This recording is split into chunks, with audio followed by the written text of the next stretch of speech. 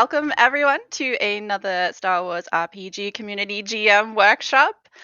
Today we have Dave, also known as your GM, and someone you might recognize as the co-host of the Spice Pushers monthly GM panel.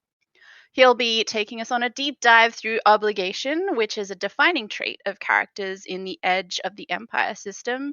But how does it work when you're a GM? Let's see what Dave has to say.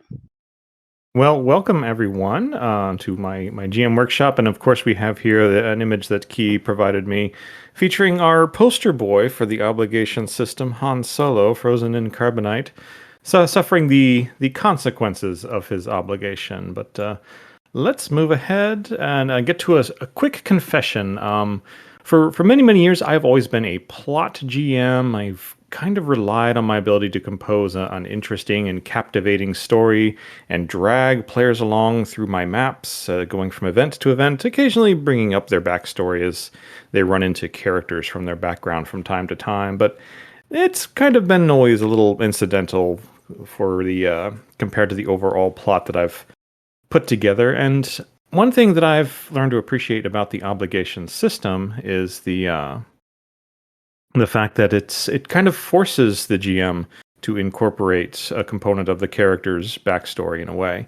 So let's talk about this. Is all the stuff we're going to talk about, kind of the obligatory slide of slides. We're going to talk about how it was written in the Edge of the Empire core rulebook, a breakdown of some of the available choices, and we're going to talk about stepping outside of the bounds of the rules as written, and y'all know how much I love the rules as written. Okay.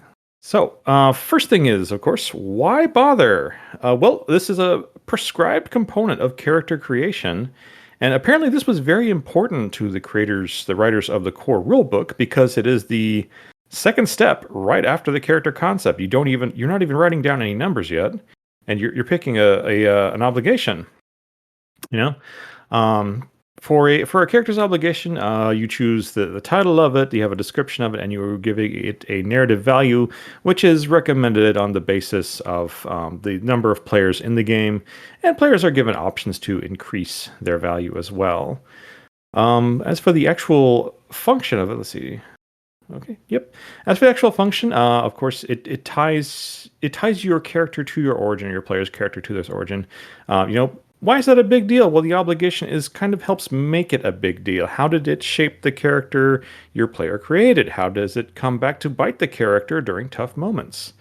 It ties your character to the factional elements of the city, the authorities, the local government, the crime, the rebellion, the empire, anybody. It can create a tie to one of those groups and create opportunities for the player and also opportunities for you as a GM. It is also a threshold of association. Certain nefarious elements prefer that a group of players reach a certain obligation minimum because, let's face it, certain criminal elements prefer that other criminals be just as bad at criminals as they are, and certain authoritarian elements prefer that the group of players be similarly authoritarian as they are, in other words, having a lower obligation total. The advice on page 307, which should be heeded with, GMs should generally not limit the types of obligations, but may work with players if they want to use it to craft a specific, interesting backstory. I will cite a couple of things to watch out for when players are picking obligations. There's a couple of ones that will pop up that create some friction with the GM, though. For your side of things, though, your job is to create a table based on these selected values. If you look at this table over here, though, on the upper right, there is something very wrong with this table. I won't tell you what it is right now. When we get to the end of this slide, I'll talk about it. At the start of the session, of course, you are supposed to roll 1d100. As a word of caution and an entertaining story, don't roll 2d10 and add them together. I was using an automated dice roller one time to roll obligation, and when you add 2d10 together, the most probable number is 11, and when you roll a double, you're required to double the strain threshold loss for all the players, including the one who was rolled. So not only did I roll the same player twice in a row, I rolled a double twice in a row. The advice on page 41 for choosing what happens when a player's obligation is rolled, it could be as simple as the characters being worried about paying off their obligations and their concern distracting them and stressing them. I kind of feel that as GMs we can do a little bit better than this. For some precautions though, of this is the big one I was mentioning in the last slide. Avoid directly beneficial obligations. So if you have that one player, there are clever players out there who will look for ways to transform obligations from a potential penalty to a potential benefit. Now, obligations can be beneficial depending on how your players resolve them. In fact, I kind of encourage that. But if you got a player who says, you know what, I'm addicted to like upgrading my blasters, and whenever my obligation is rolled, maybe I see a blaster mod for sale, and maybe I have to buy it, or maybe I have to steal it and install it on my blaster because I love my blaster so much. That's not gonna work out so well. Another rule of mine, and there's a lot of discussion of this particular specialization or this particular tree in the GM discussion area. If a character has the gambler tree, they cannot have the gambler addiction obligation. Because frankly, my rule is isn't that you can't have the gambler addiction obligation, but you should be bad at it. Like it's supposed to be an addiction. It's supposed to be impulsive. It's supposed to be something very frustrating and potentially costly to the player. So letting a gambler take a gambler addiction is kind of a bad idea. Also, bounty has a couple of interesting things that can trip things up for a GM because, of course, if a character has a bounty, some bounty hunters are going to show up every once in a while and try to nab them to claim the bounty. And those bounty hunters, you know what? They might have some pretty good armor and gear and weapons. And if that player has their friends with them, oh, look, let's loot the bodies, as players tend to do. So that's one way that bounty can kind of trip things up a bit. Also, caution about an obligation that is just way too easily to pay off. This is a little more difficult to advise because if you assign an exact value, especially to something like a debt, and the players through particular roleplay, narration, and skill come into a fair amount of money, you may find blip, that debt is gone faster than maybe you thought. Another major problem is the underutilization, because of course one of the components of character creation is that the player can choose to take an XP or credit boost in exchange for a higher than normal obligation. And if your obligation rolls and events are meaningless, that exchange is meaningless, and every player is going to take maximum obligation every single time, which honestly, I think a lot of players kind of do that now anyway, strangely enough. Okay, but there's some other potential uses for obligation. There's some opportunities for us as the GM.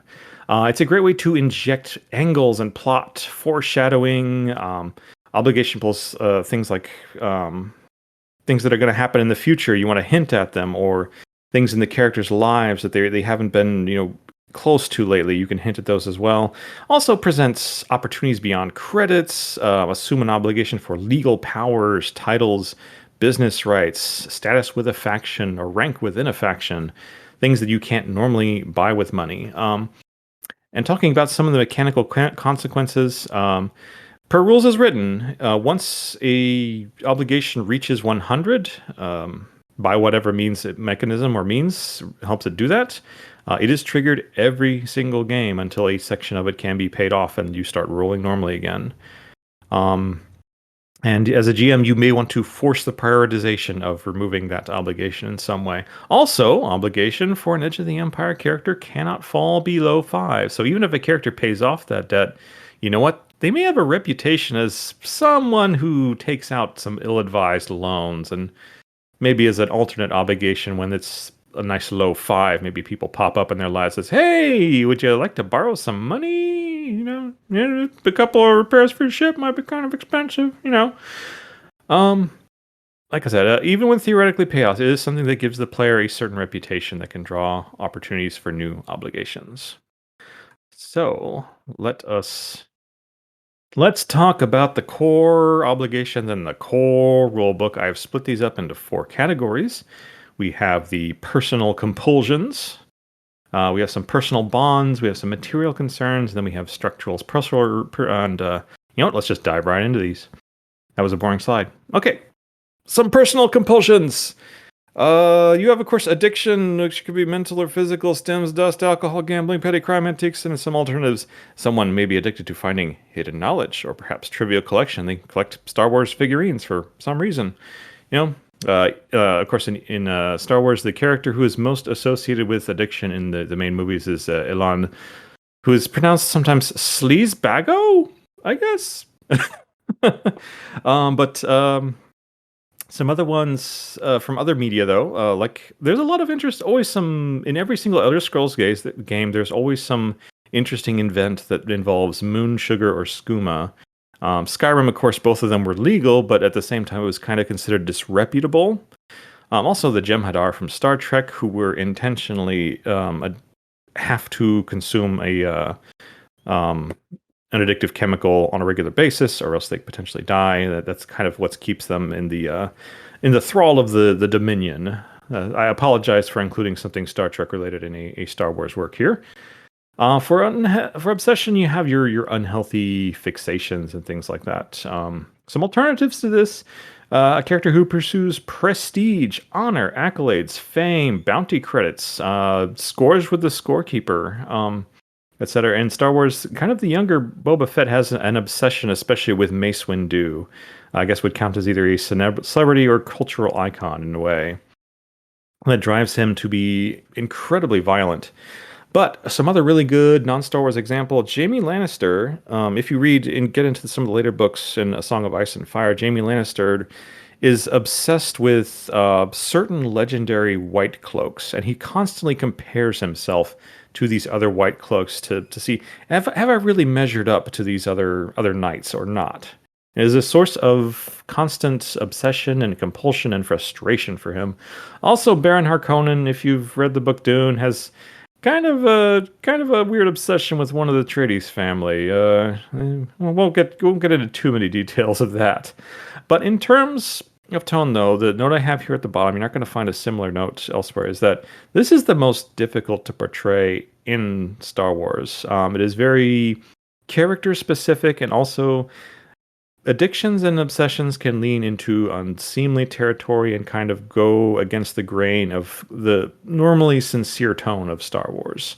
They can still be done, though, in interesting ways.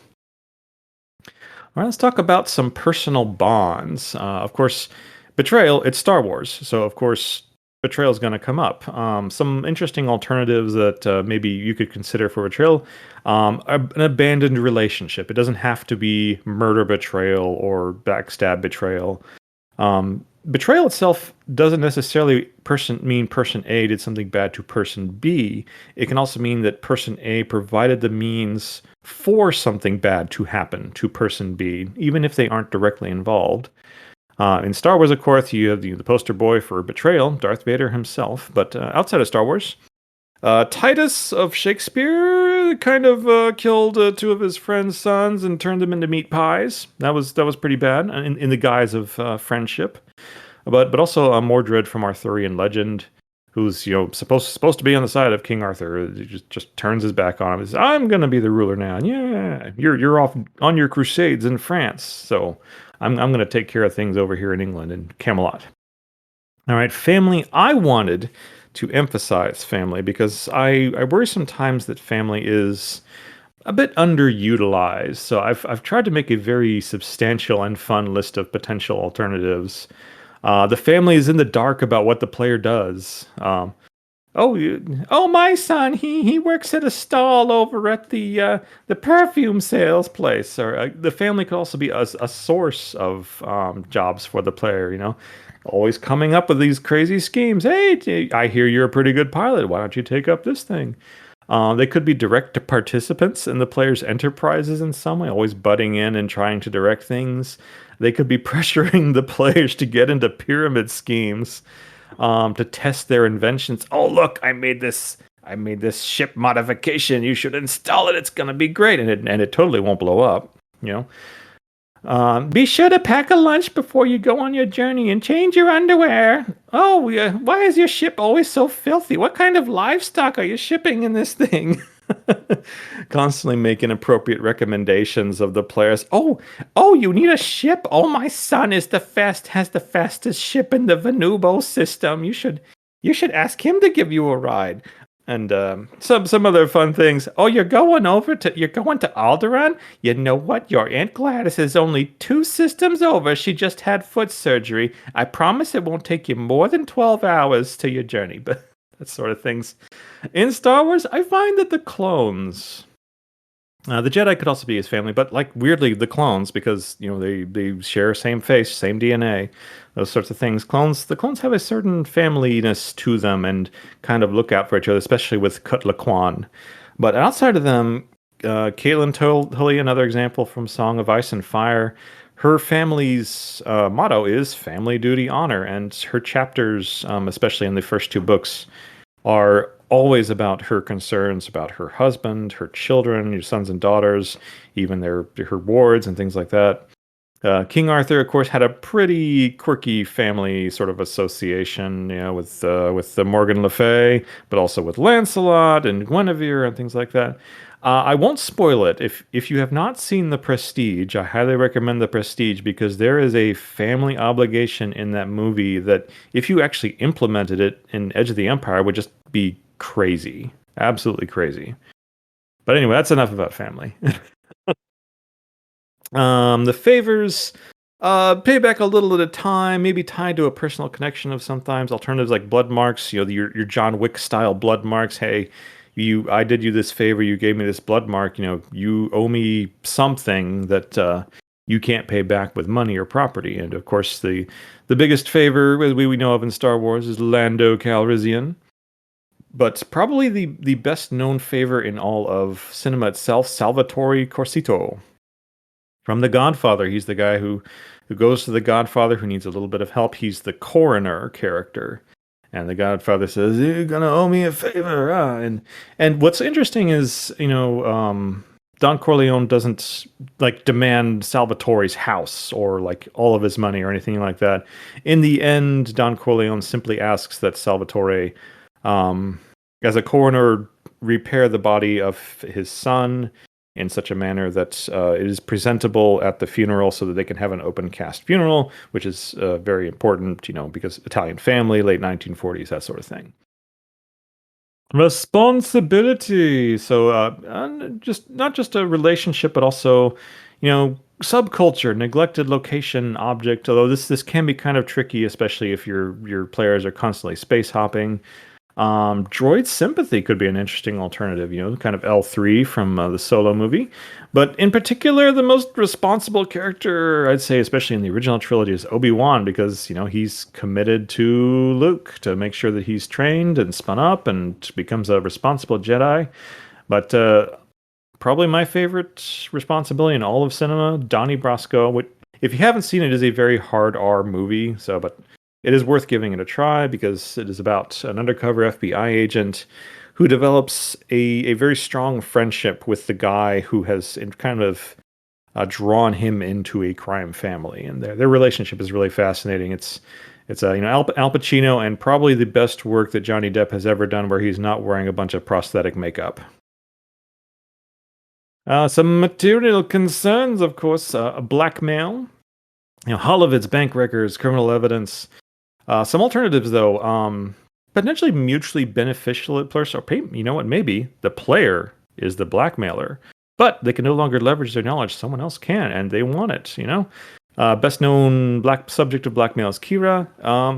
But Sopranos, Breaking Bad, constantly in Breaking Bad, either Jesse or Walter wants back in or wants back out, and constantly demands of the other, "Hey, I need your help. I need to get the meth lab going again. Let's jumpstart the bounder."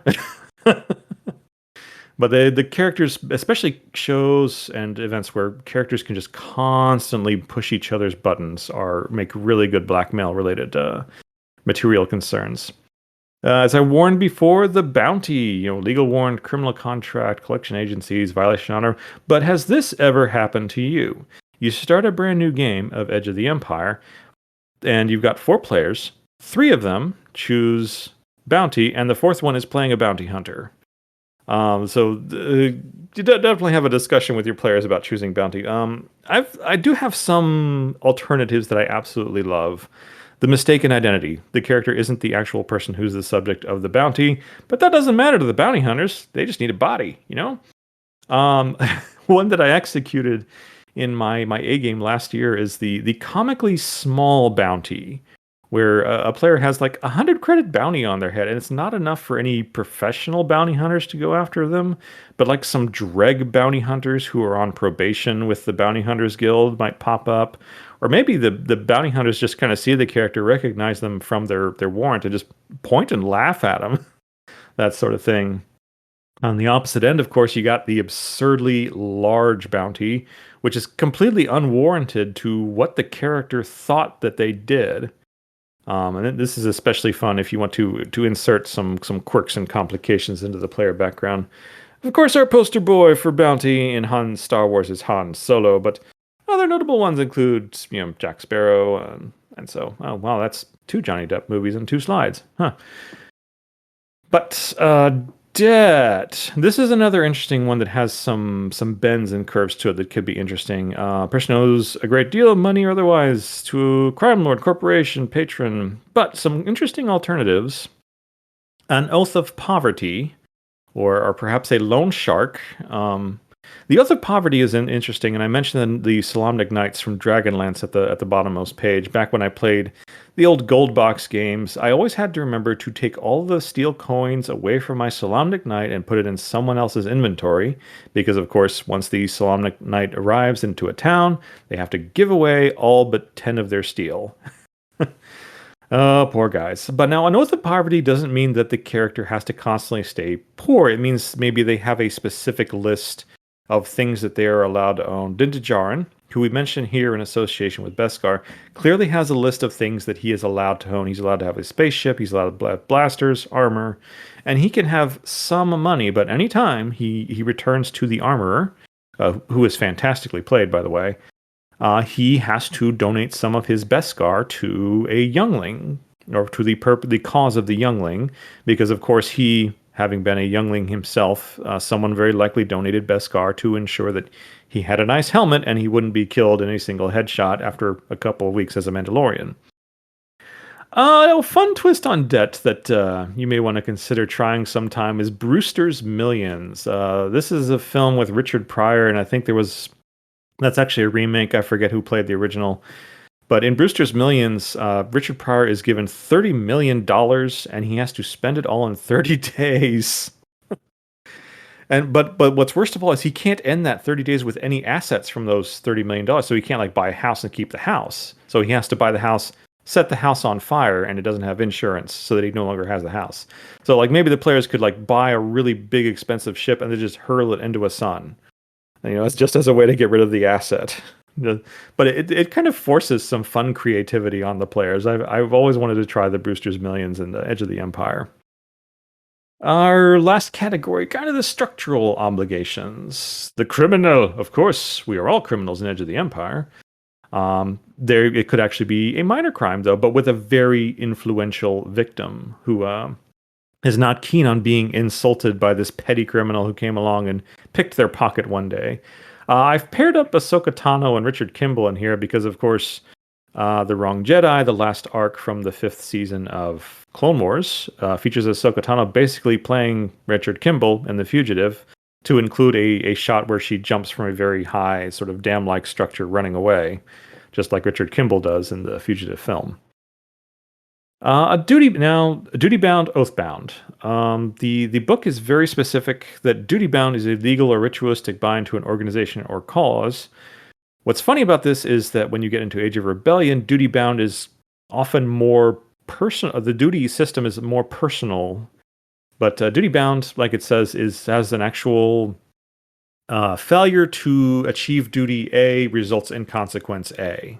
That there is a strict structure to it. And I actually find Duty Bound is a great way, if someone is playing a droid character, it's a great way to represent a droid's programming. They serve some specific function that they are compelled by programming to a Three Laws robot in Asimov, and of course she's right on the cover of the Age of Rebellion book. Princess Leia and her father also, who's not on the cover of the book, Bail Organa, who is very duty bound to the Senate and to Alderaan. But lastly, we'll talk about Oathbound here. Suggested in the book is the Jedi Code and the Mandalorian Creed. Again, there's no structural consequence for failing an oath. It is mostly weighs upon the player, but also somewhat fun alternatives, the Wookiee life debt. And I've always found that there was something going on with Nick Nolte's character in The Mandalorian with the use of the Ugnaught phrase, I have spoken. Like he is absolutely determined in his course of action. He cannot be dissuaded from it in any way, and Din Djarin justifiably kind of goes along with him whenever he says the phrase, I have spoken. On Star Wars, of course, Chewbacca in Legends. I don't know if they're going to start incorporating the Wookiee life debt in mainline Star Wars, but in Legends, he does have the life debt to Han Solo, which Han Solo eventually marries Leia, and kind of she becomes a part of his life debt as well.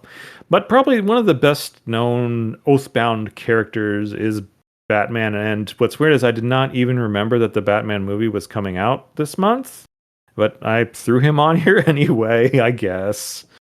Do I need to tell you all about Batman? No, I don't think I do. He's Batman. Okay.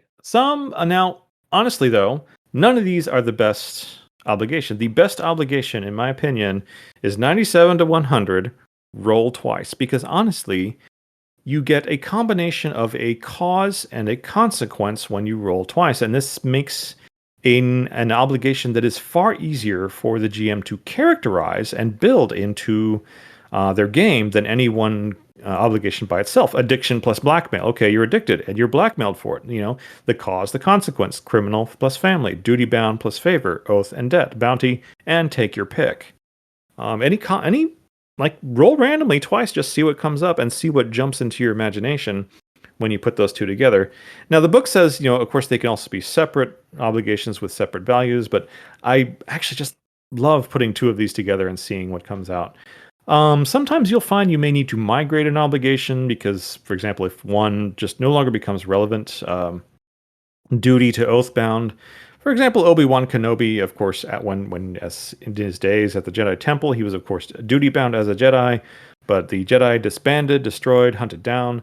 Technically, he's no longer legally beholden to any values, but he still holds to them, and so in a way that becomes Oathbound. And the same can be worked with bounty. Anything can gradually migrate into bounty if the character constantly fails their obligation events. All right, some additional cautions, issues that pop up. Occasionally, you will have an inapplicable situation. Say, for example, it makes perfect sense for Greedo to confront Han Solo at the beginning of Star Wars in the cantina because, of course, Greedo is there. But say a little bit further into that campaign, Han Solo is on the Death Star and his obligation event comes up. You can't exactly have Greedo show up in the detention block and point a blaster at him and say, Uta tuta Solo? No, that doesn't make a whole lot of sense. In the event that players are away from their main areas, if they're out in the deadest space, nothing is around, you could consider temporarily pausing obligations and then giving them a temporarily boosted value when the players return. Because, of course, they get back to their base of operations, people start looking around for them a little bit more. And then once they're tripped, you can return them back to their original values. Another problem that can come up, a character's obligation never gets tripped. And this actually happened in my first campaign last year. I had a player, I wrote out a bunch of obligation events for him. I wrote some cool stuff into his background to incorporate it. This whole plot was going to unravel, in parallel with the regular plot. And we didn't roll his obligation until session 20. And by session 20, like the third bullet says, the tone of the game had changed. And I just man, it's really getting harder and harder to incorporate this. And when that happens, you maybe talk to your player, say, hey, I'm going to make some changes, or tell them, hey, we haven't rolled this, so maybe your character got away with whatever induced their obligation, and maybe you can migrate to something else. But it can change the status of the player in the setting, and ask them to start to reconsider. And we'll finish up here. It looks like I'm getting to the end of my notes with a couple of recommendations. Don't just fill an obligation with faceless minions. Give it a name. Someone posted that bounty. Someone made that drug. Someone forced the character to take that oath. Um, Infuse some personality in them. Maybe they're not the first person who confronts them when their obligation gets tripped, but whoever is doing that, they know who a part that chunk of the character's background. Also, ask the players to leave some intentional gaps to allow you as the GM to inject some stories to create ties to the plot and to the setting. That's always good fun.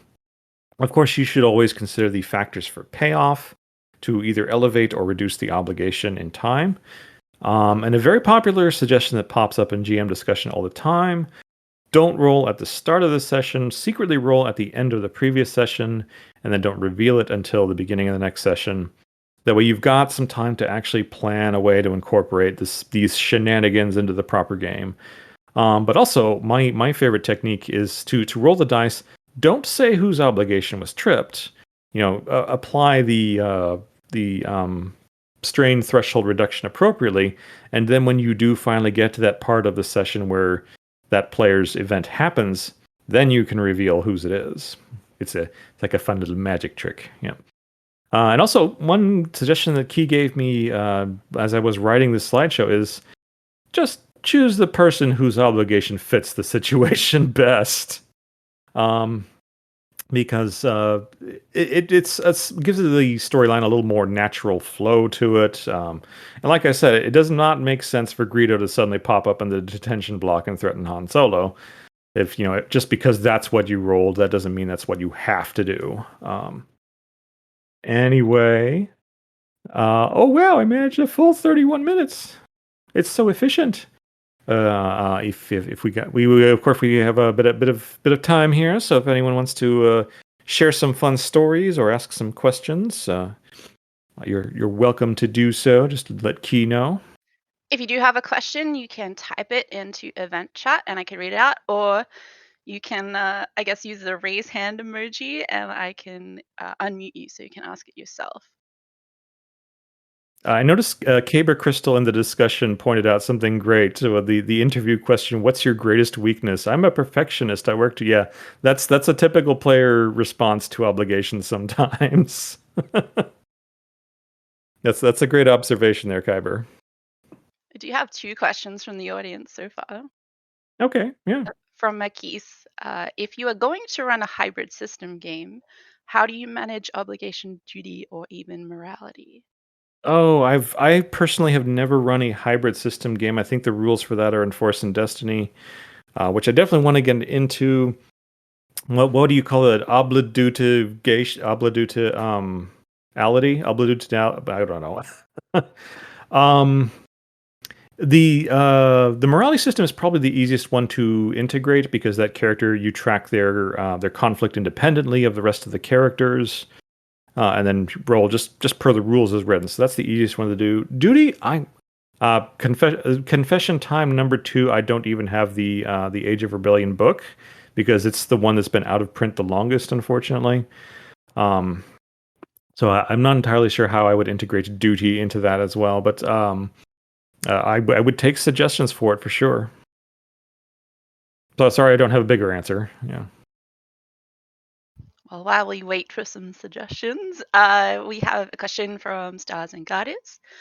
For canon characters, who would usually use duty or morality, what obligation would you give them? For example, Luke or Leia. What obligation would they have? Well, let's see. Leia, I mean, she's right on the cover of Age of Rebellion, so I consider her more of an Age of Rebellion character. Leia, she is definitely a duty character, a duty bound character for sure. She understands the legal repercussions of her actions. But what obligation would you give her if she was in a Edge of Empire? 49 to 56 duty bound is one of the obligations. Yeah. It's weird that they made the Age of Rebellion system is named after one of the obligations in the Edge of the Empire system. It's kind of strange. I don't have the Age of Rebellion books. So I don't know specifically which duty I would give her, but that is definitely where I would angle. Han Solo, of course, bounty. Darth Vader, betrayal.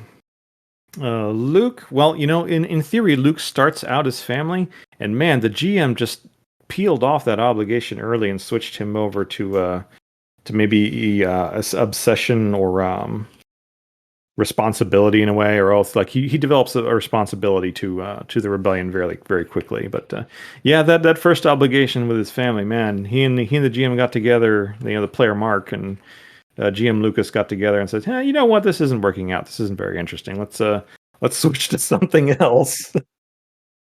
I often joke that Harrison is the player who keeps rolling lots of success but threat, and then Carrie is the player who keeps rolling lots of failure but advantage. So like nobody kills her and stuff. And then Mark is the player who never buys ranks in any skills but hogs all the destiny tokens. That's Yeah, pretty accurate. Yeah. that's kind of what I like about the system in a way. Yeah, it's very well fit for the movies for sure. We have a question from Sonata. When obligation gets to a number not divisible by 5, what's the best way to accommodate that? It still works just fine. It does not have to be divisible by 5. Oh, that reminds me. I forgot to tell you what the problem was with that one particular chart. See, these charts, they can have any numbers. They can be 6, they can be 7, they can be 18. They just have to reach sums. It is neater if they are multiples of 5, but they don't have to be multiples of 5. Now, what's wrong with this chart, which I didn't mention, is that we talked about doubles. If you look at this chart, Kalman Yaz, our first player, it is not possible for Kalman Yaz to ever roll a double for their obligation. However, the player below him, Klopf, oh geez, has 2 rolls that can result in a double obligation, or 11 and 22.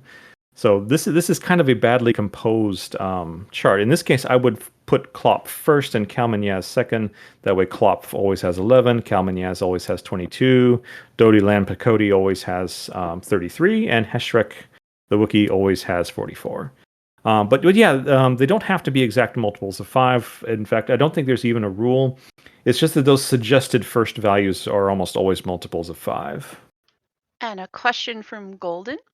What is your favorite, most commonly chosen obligation to play around with or GM around? As a player, I often choose Duty Bound because I love playing droids. Like I mentioned, it's great for droids because you have something like droids have a purpose. You're an astrogation droid, or you're a protocol droid, or something. So you are required to be helpful to some extent, and it function as your duty. As a GM, let me think about some of my favorite obligation events. I've had some really good family obligation events. Especially one where I actually kind of want to talk about this more in Spice Pushers a bit, but Jyler's player, like the first time we rolled his, he ended up in a boxing match for his father's death that was just awesome. Like the entire team enjoyed it, even though he was the only one fighting. So that's definitely one of my favorites. Too, it's my favorite one to represent.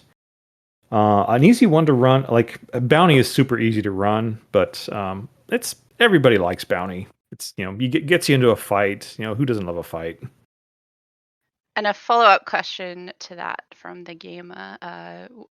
If you've ever played duty in your game, what was your favorite duty trip in a game you've been in? I let's see. Oh, R35Q, my droid from last year. As part of his duty, he's a survival droid, so he always has to help people. If he's in an adverse environment, he cannot leave someone to die. And so our GM at the time, we had actually, the group had tied up some of these pirates, outside of their base, so that we could loot the base because we're players and that's what we do, and to steal a ship. And our ship came outside only to discover, to our shock, that a group of Nexu had basically, the pirates that we tied up had become bait for Nexu, and were kind of sort of dead. And R35Q was just absolutely beside himself with in pain and anguish, because that goes just so far against his programming. No, I tied some up to die. I'm not allowed to do that. This is the worst day ever. Poor R3. Or pirates you tied up? Yeah, we tied up some pirates because just to keep them out of the way while we look around. I should have made a nature, or not nature, xenology check before going in to figure out if they were next to. But man, I just went so far against R3's programming. It was terrible. Question that you may have answered. What do you like to do when a player does something that throws off the story or the obligation? If a player really throws off the story or obligation, like if they just absolutely unhook it, it's a little tough to do that. If you design it properly, it's tough to do that because often the person who's truly behind the obligation is a little bit more behind the scenes. That's the best way to do it. Um, I've never had a player fully derail an obligation though, although they've a couple have come close because let me think. I'm having to trawl through many sessions from last year as I consider this. I have had players just occasionally ignore the obligation, which is not impossible, especially depending on how disconnected it is. But you do always have to have some way for things to come back to bite the players. This shadowy figure in the distance who is orchestrating these obligation events for them or directing them is you got to have the next plan for them. You got to Dr. Claw them. They escape to come back another day. I don't know how you derail a family obligation. That'd be kind of well, in a way, actually, that first encounter with Giler did derail the family obligation because he basically settled his father's debt with a crime lord through a boxing match. But we chose to transition his obligation to something a little more broad that worked better in the setting. As we often say on Spice Pushers, talk to your players. It'll solve everything. But in a way, yes, talk to your players. It will solve everything.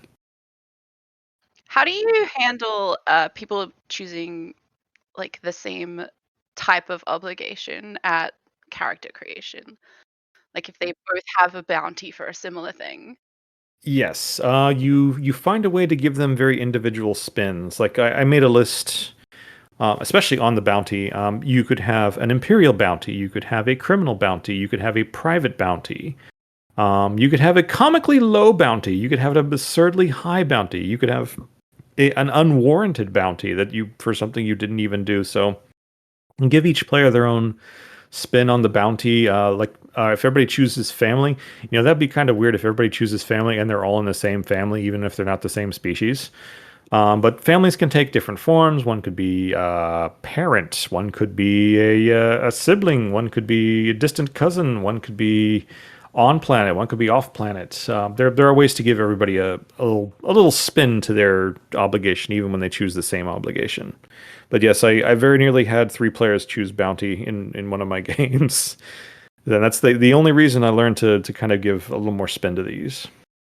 Oh, but also have them choose two obligations and smoosh them together. If they want to, okay, you want to choose bounty, blackmail plus bounty. You are oath plus bounty. You are obsession plus bounty.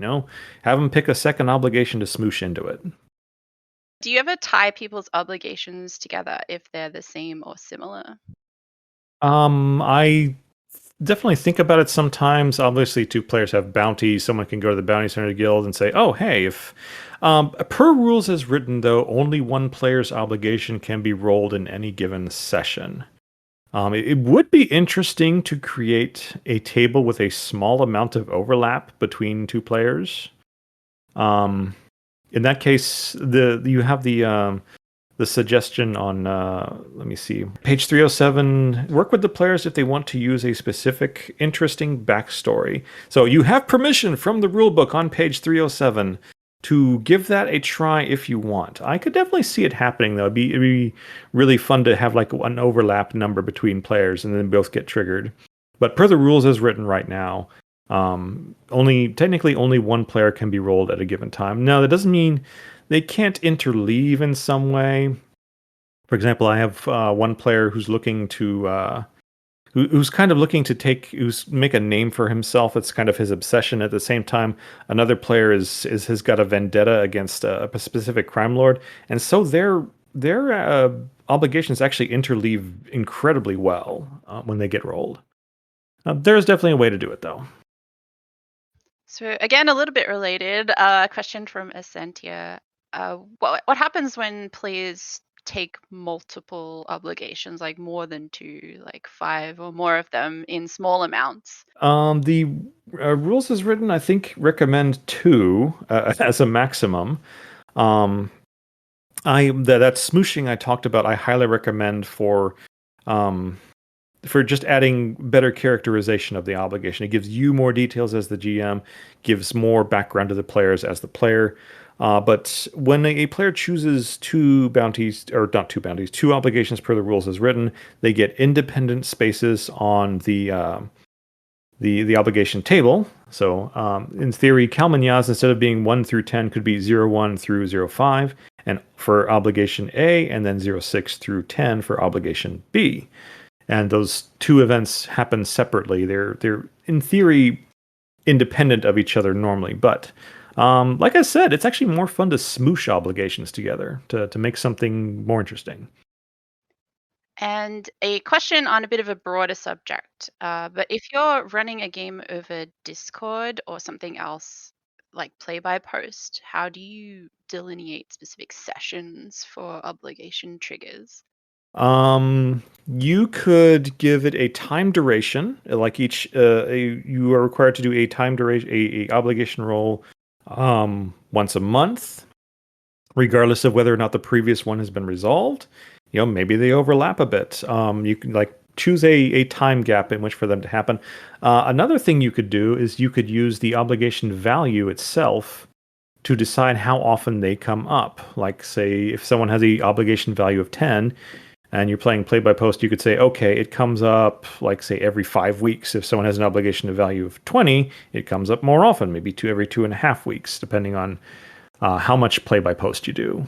So pick a duration and take a roll, or just choose a duration that cycles for each player, that sort of thing. That is how I would try to do it initially. Just as needed, of course. A question from Brick Wall Gaming. If I was to run a campaign that was at the twilight of the Republic and turning right into the start of the Empire, how would you change an obligation that someone may have had to the Republic now made Empire? Okay, so this is someone who was with the Republic and is now Empire. Age of Rebellion system may be a little bit better for this. In this case, if they worked for the Republic, they would most likely be duty bound, so they could retain the duty bound obligation. And one fun thing you could do with this that is over time you could reduce the duty bound obligation to the Republic and increase the duty bound obligation to the Empire, so that you have two independent values. So that as the obligation migrates, they get confronted more and more to commit better to the Empire and to the Empire's values, but less and less their former Republic friends are popping up in their lives to say, "Hey, I thought you were about all the Republic's ideas, that sort of things." So this is an example of a migrating obligation where the value gradually goes, start 10 Republic at the start, and then it becomes 9 Republic, 1 Empire, 2 Republic, or 8 Republic, 2 Empire, until it becomes 1 Republic, 9 Empire, and then or kind of around 5-5, maybe give the player the choice, and have them commit to either being a spy for the former Republic elements or completely committing to the Empire, that sort of thing. That's one way that I would handle that. And how would you handle a party wanting to tie their obligations together? I.e., the mechanic has family whom the pilot owes a debt. It can definitely. Actually may be an area where it works to have an overlapping value between players. Where, for example, I've got the table up here, so Kalman Yaz would actually creep partway into Klopf's obligations, so that it was possible for both of them to roll.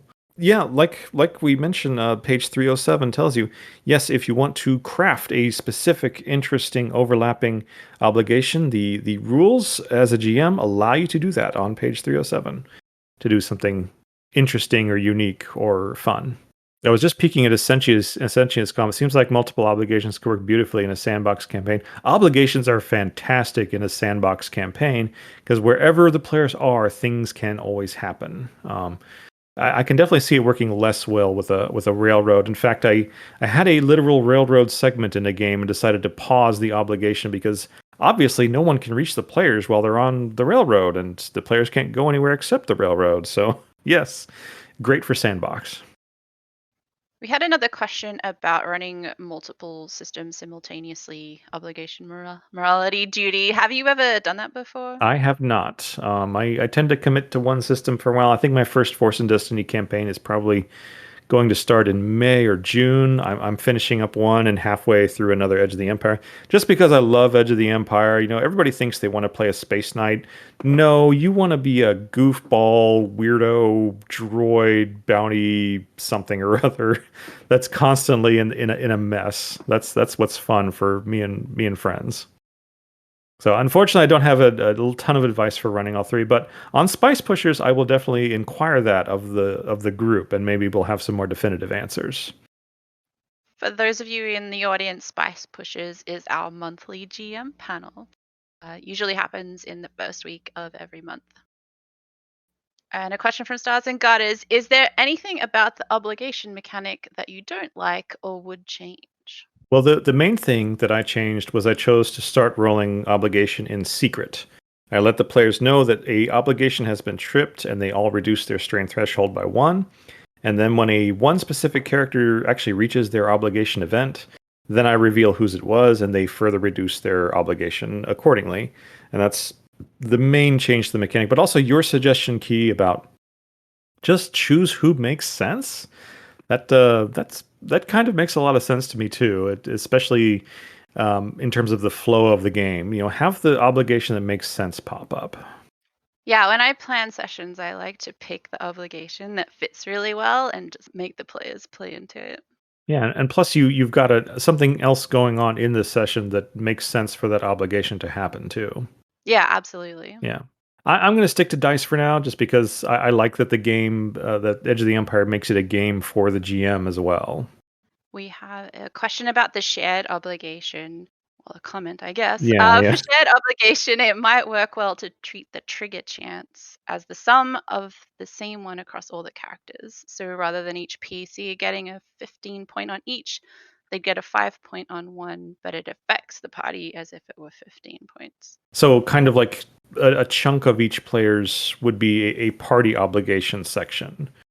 That could definitely work too. It's a table. The great thing about tables is they can have individual values, they can overlap, they can reference other elements of the table. That's the beauty of them. Thank you, Gary Gygax, for writing so many tables. Oh, we have a question for your favorite species to play. I pretty much answered that already. I'm always gonna play a droid. Like, you tell me you're gonna go on a Force and Destiny campaign with high level night play. You know what? I'll play a droid. It's cool. I don't mind. I just I've What do you love about them? I've always liked robots. Like even as a little kid, I just always thought that they were cool. And I like that there is kind of the way robots have been portrayed in fiction. They are kind of less and more human at the same time. They have that partially idealized human morality through their programming, where they can't break their programming, so they have to be a certain way. But at the same time, it also diminishes them as you know as their human trait. There's a wonderful conversation. I hate to bring up Star Trek again, between Spock and Data, that happens in an episode of Star Trek, where Spock compliments Data on having basically achieved through design what Vulcans strive for throughout their life. And Data replies, "Oh, it would seem that I, by complete happenstance, um, and yet you, as part human, are what I desire to be through my hard work, and yet are kind of have what I desire by design in a way." It's I love that conversation. Yeah. And yes, robots are cool. Well, we do have the eternal R2D2 in Star Wars, so Yes. I think they're very integral. Sassiest of droids. Yeah. But yeah, I think we'll wrap it up there. If you still have questions, you can throw them in event chat and Dave can look at them Yep, at I will try to leisure. get back to them later this evening. I may not be able to jump on it right away, because Saturday is like kind of our day out. Thank thank you everyone for attending, and thank you very much, Dave, for presenting. Definitely, definitely. A pleasure as always. Great time. Yeah, and also we'll do a quick request. Hey, if you love obligation, if you love one of the other systems, the duty or the morality systems, you want to discuss them. If you think I got them completely wrong and want to object, you know what? Volunteer to hop on Spice Pushers, and we'll talk all about that. Or if you've got an obligation event you absolutely love, we can talk about that on Spice Pushers. But we're always looking for volunteers for that panel, and we always have a great time doing it too. So. You send me a DM and let me know. Hey, if you're available. Thanks again, everyone, and we'll see you next month. See ya.